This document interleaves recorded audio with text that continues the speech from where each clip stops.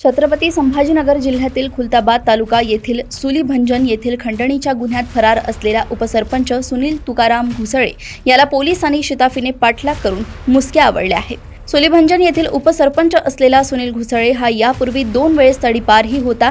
काही महिन्यांपूर्वी तडीपारीतून सुटका झाल्यानंतर सुनील घुसळे यांनी तक्रारदार वीटभट्टी व्यावसायिक अफरोज शाह जाफर शाह राहणार सुलीभंजन यांची इनोवा गाडी रात्रीच्या वेळी रस्त्यात अडवून आपला साथीदार संदीप मुनवर याच्यासह गाडीची तोडफोड करून वीटभट्टीचा व्यवसाय करायचा असेल तर मला दर महिन्याला 10,000 रुपये द्यावे लागतील असे म्हणत मारहाण करून अफरोज शाहकडील 10,000 रुपये रक्कम घेऊन फरार झाला होता। 7 मार्च रोजी घडलेल्या या प्रकरणाबाबत उपसरपंच सुनील घुसळे व साथीदार संदीप मुनवर यांच्यावर खुलताबाद पोलीस स्टेशनमध्ये गुन्हा दाखल होता। तेव्हापासून सुनील घुसळे हा फरार होता। पोलीस सतत सुनील घुसळेच्या मागावर होती।